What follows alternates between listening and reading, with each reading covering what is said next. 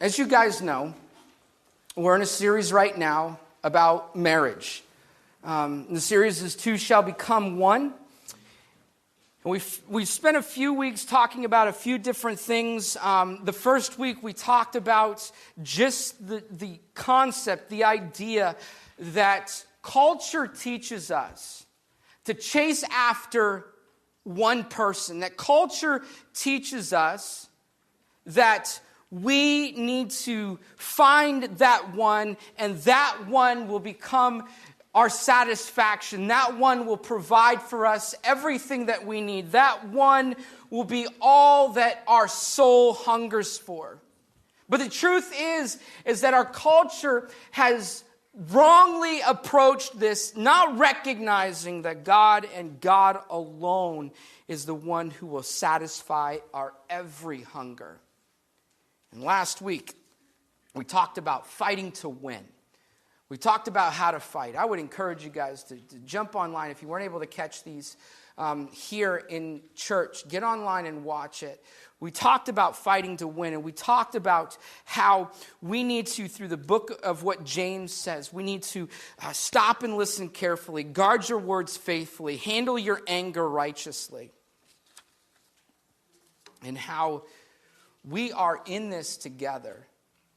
A lot of married couples, unfortunately, fight to win themselves. And we need to discover how to fight to win for the marriage, to unify and target the actual enemy. And the enemy is not each other. The enemy is the enemy, the devil, the one who's trying to destroy families and break up homes and cause dysfunction. And so we need to learn how to fight fair, not to react in emotion, but respond in the Spirit. You know, one of the major points of that message is when we confront to heal, never to win. We confront to heal, never to win. If you guys look at your bulletin here, there's a place to write a few things about our lesson, our marriage sermon today. And today, it's all about having fun. It's all about having fun. The title of this morning's message is Let's Have Some Fun.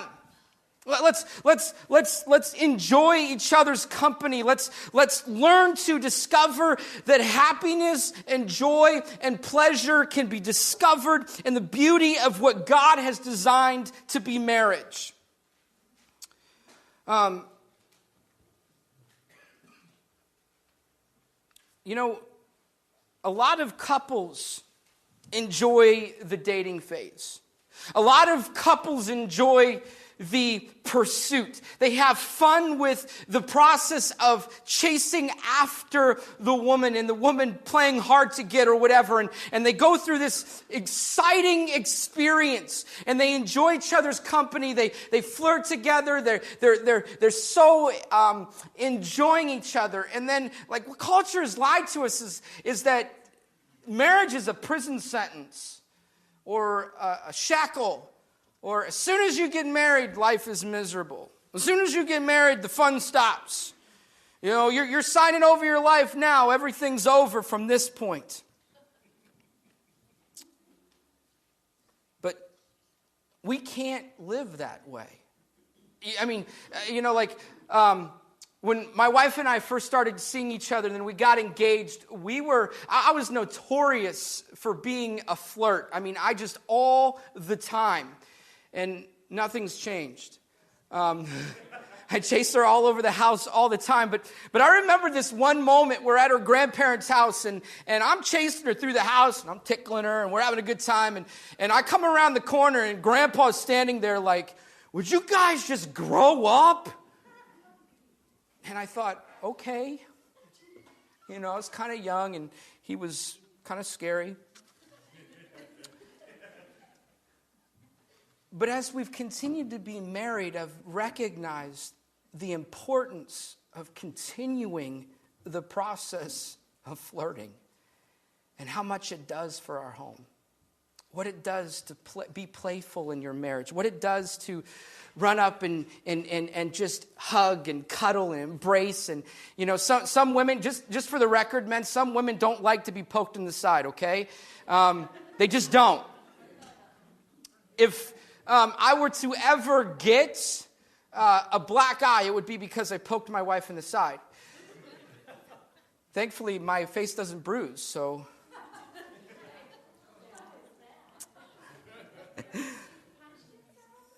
No, elbowed. I mean, anyway... No, but like a couple of months ago, this actually happened. A couple of months ago, we're eating dinner and we're having breakfast for dinner, and Grace wanted some powdered sugar on her pancakes, and so I'm sitting there making powdered sugar, and I turn the powdered sugar thing to the side and just go whack, and it just poof, all over Grace's face, and it was hilarious until my wife walked up to me with a handful of flour. Next thing you know is a powdered sugar flour fight. We're running through the house, throwing flour and powdered sugar at each other, laughing hysterically, having a great time. And here's the truth, guys. God delights in the joy of our household. God delights in us enjoying each other's company. God enjoys us having fun. Fun is something that can never be overrated in our home. Ecclesiastes 9:9 says this. It says, enjoy life with your wife, whom you love. All the days of this life, this is harsh, but all the days of this meaningless life that God has given you under the sun, all the meaningless days, for this is your lot in life, and in your toilsome labor under the sun. And then the New Living Translation adds this: the wife God gives you is your reward for your earthly toil. I thank God that in my earthly toil, I can come home and my wife put a smile on my face. That her joy becomes my joy. That I delight in that. Without fun, without romance, without intimacy, yes, without sex, relationships are boiled down to a business transaction. It's just living together as roommates. Without intimacy and personal connection, the joy of having a fun relationship, enjoying each other's company, being full of joy in the home, all you do is you back and forth different details about your day, but you don't share a lot of what really brings happiness into your life. It's of great benefit, but playfulness is hard to maintain in a marriage. And one of the questions I want to ask you this morning, that first question there on your bulletin, is what erodes playfulness in the marriage? As we get started with this right away, what erodes it? What causes the problem? What causes the friction? Because some of us, we get married and then everything gets serious and we think that we're too busy or there's too much going on to just have fun. To chase each other when our kids are at school. To just enjoy each other.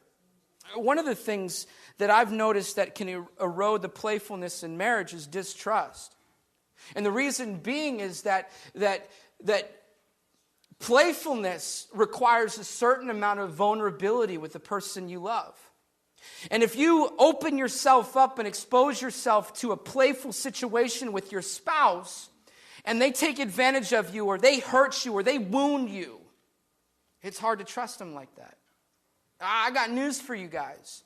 Sarcasm and cynicism is not beneficial in your marriage relationships. It can cut down, it can hurt. We can play like it's humor, but it has devastating consequences. When we go to those, the centerpiece of playfulness is being open to one another. The absence of playfulness is possibly a symptom of a much deeper issue. If you can't learn to be playful, perhaps there's some distrust there. Weariness is another thing that might erode the playfulness in a marriage. Playfulness has an appearance of uselessness. I don't got time for that. I got to get to this. I got to do this. I got to take care of this. The kids need this. The laundry needs done. The food needs cooked, et cetera, et cetera. The men, for men, if you're not helping with the laundry or cooking or kids, I mean, it's the job has to be done. And yeah, I know that I shouldn't have brought work home, but I brought work home and I got stuff to do. Weariness in the marriage can cause an absence of playfulness because you're so focused and concentrated on being task-oriented that deviations are seen as an issue. Deviations are seen as something that will hinder your productivity, when actually playfulness is very productive in our marriages. And some experience just plain marital rut. A rut can hinder both. The repeat of the daily routine can get boring and monotonous. And it's just the same thing over and over again. We get up, have our cups of coffee, part our ways. You go to your job, I go to my job, come home, have kids or dogs or whatever. You get home and you do your thing, and then you go on to the next thing. You go to bed and you're there, but you're not there. This is so important. And while distrust, weariness, and marital rut can erode the playfulness of a marriage, we can rebuild it. There is a strong connection between happiness in marriage and learning to have fun together. I know this was 7 years ago, but a University of Denver research study in 2008 found that the more fun married couples had together, the happier their marriages became. Some people would assume that having fun in a marriage is a luxury. Well, I got to get to business. I got to do my thing. I got to get involved. I got to handle these things. But the truth is it's not something to be avoided. Some would say that I don't have enough time to have fun. You don't have enough time to not have fun. You need to make time for that. There needs to be important. As the next one there on your bulletin says, few things breed and reveal intimacy as much as playfulness. Few things breed, create, become the place where it grows, where it's nurtured. Nothing breeds or reveals intimacy as much as playfulness. You'll discover the closeness of your relationship when you learn how to play together. This is not just a kid thing. Couples, you need to learn. People that are yet to be couples, people that are not even in a dating relationship, you need to understand that this is a critical criteria for your marriages, for your relationships, that playfulness is something that will breed and reveal intimacy. It creates points of connection. There's 3 points that I want to make this morning. Number 1, face-to-face. Face-to-face. Here are 3 types of fun every married couple can't live without. Face-to-face fun. Most of the communication as you age and as you progress and as you get older in your relationship or your marriage, most of what happens is your face-to-face time becomes an exchange of schedules. Well, this is what I'm doing. This is what you're doing. This is what the kids are doing. I've got this going on. Here's the calendar events. Here's the responsibilities and duties I have. This and this and this and this. And it becomes just an exchange of information. It's not personal. There's nothing deep about it. There's nothing real interconnected and emotional about it. But we've got to get past that. We've got to get past that. And I'll be real, I know men struggle with this. We struggle. I mean, sometimes we've been work all day and we just come home and it's just like we zone out. And our wife wants to sit down and have a personal face-to-face kind of conversation. This was one of the most humbling but best things for me. My daughter, one time, I'm texting on my phone trying to take care of something or doing something. I can't even remember. I might have been responding to an email. And she walks up to me, and Grace, she looks at me and she says this, "Dad, I'm going to call your phone your woo-loo land. It's your woo-loo land because every time you are there, you zone out." Thanks, dear. She wasn't prompted. She really felt like I needed to know that I wasn't there when I was there. And so, every time she sees me on the phone, she looks at me, she says, Dad, are you going to Wooloo Land? I mean, and it's funny, but it's real. Like, just so you know, this, yes, dear, is not a personal conversation. That's not real intimacy. You got to turn the technology off. You got to turn the devices off. You got to shut the laptop. You got to get off of Facebook, get off of Pinterest. You got to do something to create an environment for face-to-face time. The truth is if you don't create time for face-to-face time, life will squeeze out intimacy. Song of Songs 7:1-4 says this: How beautiful your sandaled feet, O prince's daughter. This is Solomon talking to the Shulamite woman. Your graceful legs are like jewels, the work of an artist's hands. Your navel is a round goblet that never lacks blended wine. Your waist is a mound of wheat encircled by lilies. He's telling her how beautiful she is.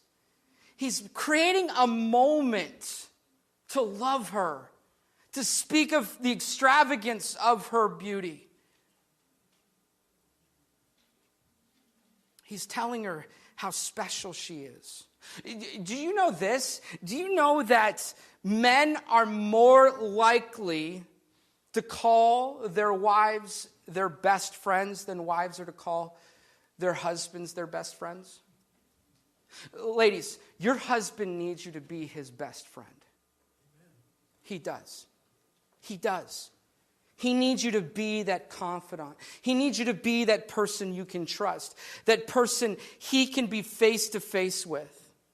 That person that he can honestly share a meanness in love. But your husband needs a friend, not a mother. Just being real. I'm just being real. Okay? Love him, share with him. Let him, just be honest and sincere with you and talk to you about what's going on in his life. And sometimes it takes a lead up to get there. Sometimes it can be hard to release that. But take your time. Make that face-to-face time. I'm telling you right now, if you don't, you'll lose it. And your kids will grow up and you'll get old. And one day you'll be sitting at the breakfast table, sitting across from your spouse, looking at them saying, I don't know you anymore. Who are we? Who are you? Who are you?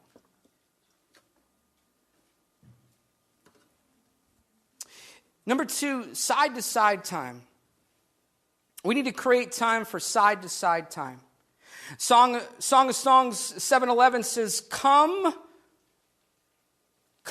my beloved. Let us go to the countryside. Let us spend the night in the villages. Men especially need side-to-side time. They need. There needs to be an environment created where their interests are something that definitely are pursued. There are things that my wife loves to do, and this side-by-side time is discovering how to enjoy one another's interests, the things that we love about our life. My wife is a creative person. She loves to create. She loves to make things. And so what do? She finds something, an ideal, something on Pinterest, and she's like, I want to make this. And it requires a circular saw. Yeah, I'm going to get in there. Yeah, I'm going to do something with her. I'm going to help with her. I'm going to participate. I'm going to get involved. We're going to enjoy company together as we build something, as we create something, as we make something. Side-to-side time is sometimes doing something that your spouse loves to do, even when it's not necessarily your greatest interest. Men, do not get frustrated with shopping. I know that for most men, it's like a hunting trip. You get in, you go for the kill, and you get out. I know that. But some women like to look. They want to try on shoes. And you know what? To be real, they want to go try on that dress. And when they come out of the dressing room with that dress, they want you to look at them and not say, oh, I'm sorry, sweetie. They don't want you to say, oh, that looks nice. No, they want you to look at them and say, oh, wow, that's beautiful. Look at you. And then they want you to go find them shoes. And if you can't afford that stuff, find something else you guys can do. Some of you, man, we're living in a beautiful landscape, man. Let's go hiking. Let's climb some hills and mountains. He's saying right here, let us spend the night in the villages. Let's go out to the countryside. Let's go somewhere. Let's go somewhere. Enter. This is a point and a place where you can enter each other's world. We need to create face-to-face time, and we need to create side-to-side time. Face-to-face time and side-to-side time. Here's some suggestions real quick before we go to point 3. Real quick. Here's some suggestions. Play together, all right? Playtime isn't just for kids. Adults can be playful together. Enjoy each other's creativity. Don't hesitate to schedule time regularly to play with your spouse through a different range of activities. Seriously. And just for the record, guys, that's not sitting on your butt on the couch playing the Xbox. Because not all women can engage that way. All right? It's not watching sports always. Some women love to watch sports with their husband. Some husbands love to watch sports with their wives. Because I know some of you ladies love watching sports. But schedule some events together to play. Whether it be climbing a hill or climbing a mountain or getting out in the snow and going sledding or skiing or whatever the case may be. Find a moment to experience it together. Laugh together. Find humor wherever you can. Hey guys, there is no limit to your humor when you have kids. You can laugh for days on some of the stuff that happens. I mean, seriously. They're entertaining. Laugh about what your kids do. Laugh about what your pets do. Watch movies that entertain and are fun and funny. Share jokes. I mean, just create some opportunity and some time to laugh together. Enjoy affectionate touch together. And not all roads lead to sex, but enjoy hugging each other, laughing each other, playing with each other's hair, or lack thereof. Just enjoy that. Enjoy that affectionate touch. I'm telling you, why would I have stopped right after I got married, nuzzling up to my wife? Unless I'm away on a trip, all right, and I'm at a conference, I cuddle my wife every night. Sometimes I have to force her because it's hot. Sometimes I don't have to force her because it's cold. But make time for that. Create opportunity for that. Be diligent. Cook together. Cooking doesn't have to be a chore. Enjoy flavors and foods and coming up with recipes. Enjoy that time. Don't look at it as a chore. Play with your children together. Take classes together. Take trips together. Prioritize opportunities for playfulness to be cultivated in your homes. If you and your spouse make having fun together a high priority in your relationship, you'll invite God to send joy into your marriage on a regular basis, which will strengthen your marriage for the years to come. It will. It will. And I hope it doesn't get awkward. But the third point is belly button to belly button. The former two, face-to-face time and side-to-side time, cultivate a great sex life. If you are making the face-to-face time and working on the side-to-side time, it will cultivate this opportunity for you two to engage and enjoy all that God has designed for your sexuality. This is something that the church has been afraid to address. We get nervous and cold feet about talking about sex, but the Bible is filled with perspective, not just on what bad sex is, but on what good sex is. Take a look and read it. I'm telling you. Read it. In Song of Songs 7, 11, and 12, it says, "Come, my beloved, let us go to the countryside. Let us spend the night in the villages. Let us go early to the vineyards, so that if the vines have budded, if their blossoms have opened, and if the pomegranates are in bloom, there I will give you my love." There I will give you my love. Proverbs 5, 18 and 19 says this, "May your fountain be blessed, and may you rejoice in the wife of your youth, a loving doe, a graceful deer." Not to be uncomfortable, but may her breasts satisfy you always. May you ever be intoxicated by her love. This is a conversation that we need to have, guys. There is something so beautiful, so special, so intricate, so amazing about the encounter of sex itself that it needs to be cultivated inside the home to experience the fullness of what marriage should be. Here's a couple pointers. Here are a few cornerstones. There should be no limit to grace. In our conversations and our attitudes about sex, we are underestimating the power of grace and sin.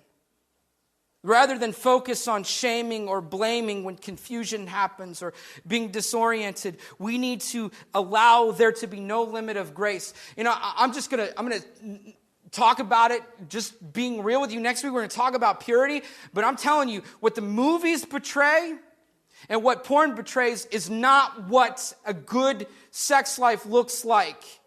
That is not real. It's not.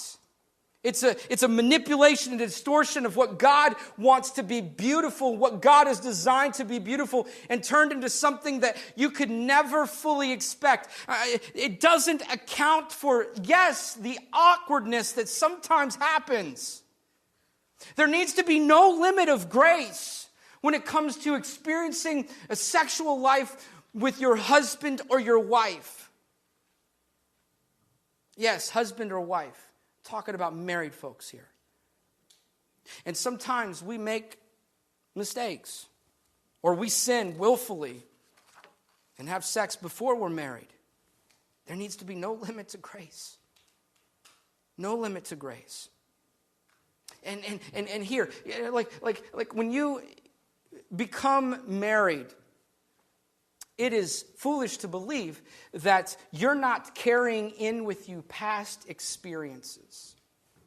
That you're not carrying in with you things that have happened before, things that you've experienced before, things that you've had happen in your life. And there needs to be no limit to grace, because sometimes it can be hard to be with your husband or wife because of things that have happened to you.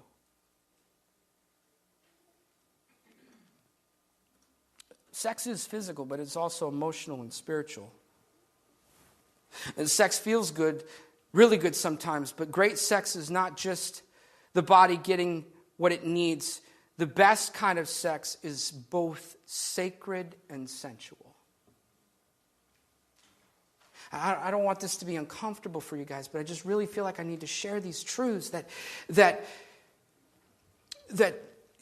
when you encounter each other on this level of experience, you are this is the only place where you are completely and totally and utterly vulnerable with each other. There's nothing hidden.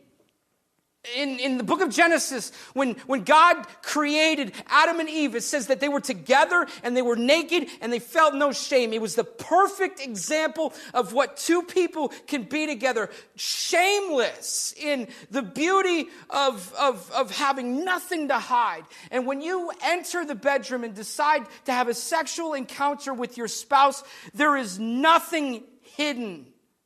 Nothing. You are at your most vulnerable place. The words that you say in that setting can be encouraging or condemning. You need to guard your tongue as you experience this emotional and spiritual moment that is physical. Like this. We need to applaud sex in all of its glory without idealizing it. And if you're married, invest.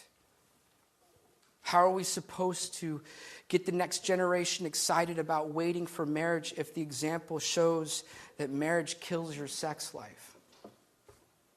Seriously.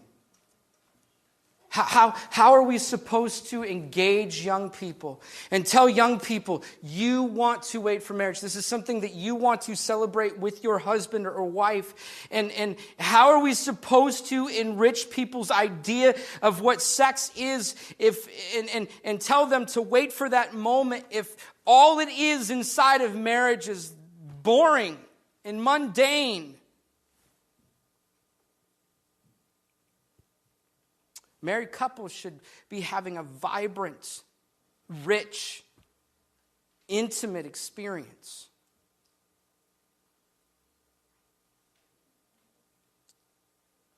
Rich experience. No limit to grace, though, guys. Because I know that some of you in this room, you're not married and you've had sex. And it's happened. I'm not standing here condemning you. Because there's no reason, there's no purpose in that. That's not how God has designed His grace and mercy for people who have made that decision. But I'm telling you that within the confines and the beauty of marriage, you can experience incredible moments with your spouse. As Christians, we need to be reminded that the purpose of sex is best realized when it involves not simply taking what we want, but giving of oneself to another. Giving of body, giving of emotions, giving of insecurities, fears, and expectations, and loving adoration, wonder, and service to our lover.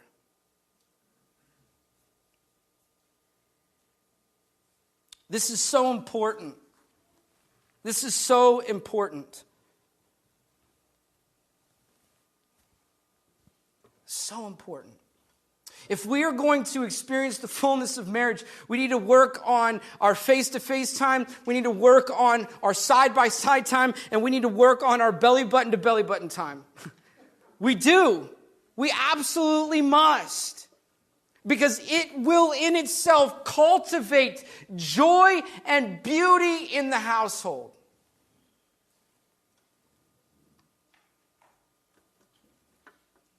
Make time, guys, for all of it. Kelly, you got a second? Get up here.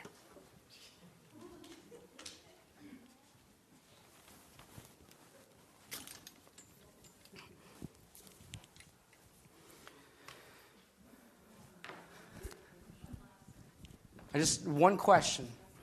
What is... I'm not talking about point 3. Okay. What is... I know that... I wasn't even going to ask you about that. What is fun in your eyes? What is creating opportunity for fun, investing in fun in our marriage created? What's it done for us? Well, I think it creates a healthier us. Like, it gives us an opportunity to laugh together, because not every day is a peaceful, happy, little grandiose, oh, we're living on a rainbow day. Okay, let's be realistic. Sometimes our jobs are stressful. Sometimes our lives are stressful. Our kids are stressful. Okay? Our parents can be stressful and, be real. You guys have different things going on in your life that creates that. And if you're not taking the opportunity to do something like, I told him he should write down mini golf because then I could beat him with a club. But he said that wasn't appropriate. I would never do that, though. But I said, but and I don't think we've ever. No, we did play mini golf once, but I can't even see the ball. So let's be realistic. So find something that works for you. If we didn't have the opportunity to go and he thought it was hysterical because all I'm doing is chasing a ball that I really can't see because it's this big, and he's laughing and thinks it's great. But have those opportunities where you can enjoy one another, even at each other's expense, even if it's, laughing. Safe expense. It's, safe expense. I mean, we're not making fun of one another. But within that, it creates the opportunity that I want to spend time with him, or he wants to spend time with me, which gives you that opportunity for his third point later on. It doesn't mean it's that day. Doesn't mean it's tomorrow. It just it creates the healthy atmosphere where you want to do those things with your lover. And if you don't take the opportunity to have those communications, to speak to each other like a human without being interrupted, and some of us have to wait till after 8 o'clock or 9 o'clock or whenever your children decide to go to bed or when they're at school. Sometimes you guys need to take the opportunity, if you have school-age kids, all right, take a personal day. Please send them to school and take a personal day and go spend it with your spouse, because sometimes that's your opportunity, and it will make your marriage richer and healthier and deeper, all right? You need to do that for yourself. That doesn't mean your kids aren't important and you can't do things with them, but sometimes you need that separation, all right? We do things as a family, and it's fun to watch my kids, and it's fun to grow with them and laugh with them, but I enjoy spending time with just my husband, because this is how it started. Mm-hmm. There weren't little people crawling up your leg every 30 seconds until later on, and some of you may have started backwards, okay? That's where you're at. Maybe you've always had a little person crawling up your leg, and it's just, but you need that separation. And for us, doing things alone, you got to make it work. It's fun. It's a good time. It really is. Just going to dinner, and it might not be what you like. It might be what he likes, or it might be what you like and he doesn't like. He doesn't particularly like some of the projects that I do, and I think he laughed hysterically before he came outside and helped me with one. Because I'm out there. What is that saw called? Where I was like... A sawzall? No, I don't have a sawzall. I have the other one. You have? You mean I have? Well... I have this. It was like... It was funny. Then I turned it off for a second because I'm trying to cut out a pumpkin shape out of a wooden pallet, okay? Anyways. I could hear him tap, tap, tap on the window. Then he comes out and he's like, "Would you like some help?" No, never. But be real. Have a good time doing those projects together, okay? It might not be your cup of tea. It might be the other person's. But those are moments where you can laugh together, because I know he was dying, all right?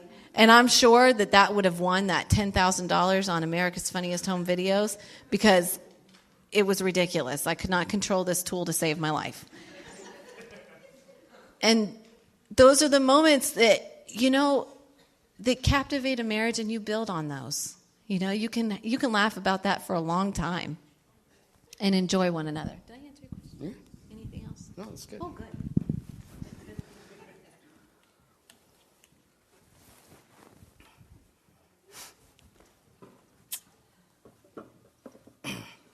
Just so I say it, last point here.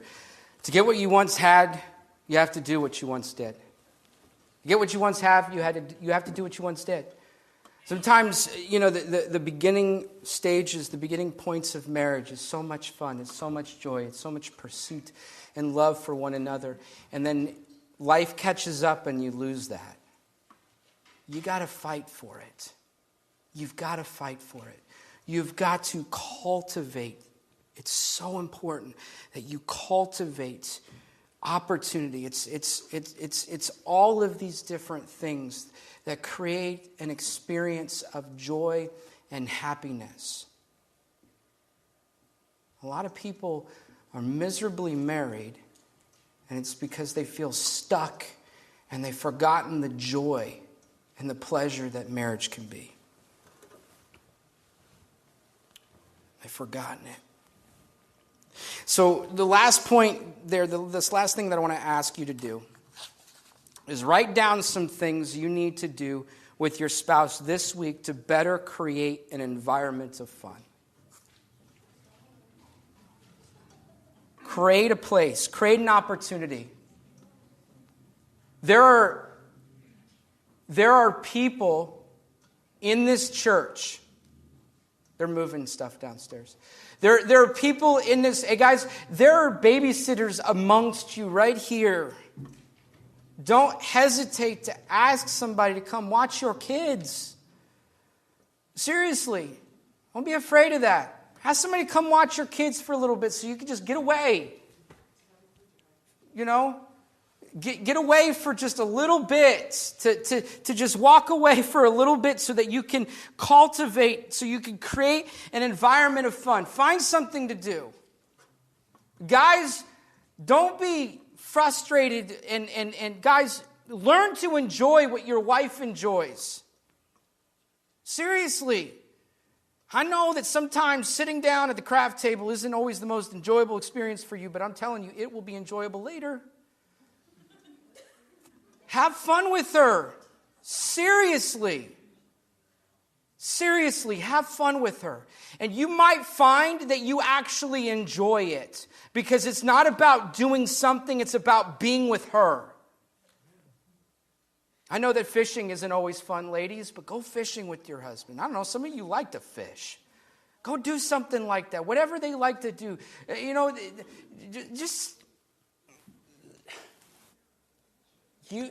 The more you give yourself to it, the more you'll recognize, the less challenging it will be to be with your spouse and have fun with them and enjoy time with them and enjoy, just to have pleasure together and things that you never thought would be fun, because it stops being about the things and it starts being about each other. It starts being about each other. I just want to thank you guys for walking with me in this message. I know that some of the things that we talked about this morning aren't always comfortable to talk about in church. I pray that this really connects with you, that you really take this with you, and that you cultivate some time together in the coming weeks to create a beautiful opportunity for joy. Next week, we're going to talk about fighting for purity. And then the following week, we're going to do a message about never giving up. I'm really looking forward to the last one. Just never giving up. Being a marriage that never gives up, never surrenders, fights on. And then Kelly's going to preach the week after that. I'm looking forward to that. So, woo woo. All right, let me pray. Father, we thank you so much for this morning. We thank you for the truth. We thank you for who you are, God. We ask, Father, that you would seal these truths to our heart, God, that we would create some time this week to celebrate the joy of our marriage, the joy and pleasure of our relationships. God, that we would fight for that we would create times to be together in every capacity that we talked about this morning, that we would create opportunities to be absolutely in love and to enjoy each other. We thank you, Jesus, for your truth. And we thank you, God, that your word is unbashful in its approach to talk about sexuality, that we can delight more in this good book about what is true and what is pure and what is real. God, that we can delight in the Bible more than any manipulated, distorted, disgusting book this culture produces. That your word does not hesitate to talk about the beauty of sex. That we don't have to look in other places to find answers that only pervert our minds. God, bless our marriages. Increase in our love. Bring joy to our homes. Amen. Amen.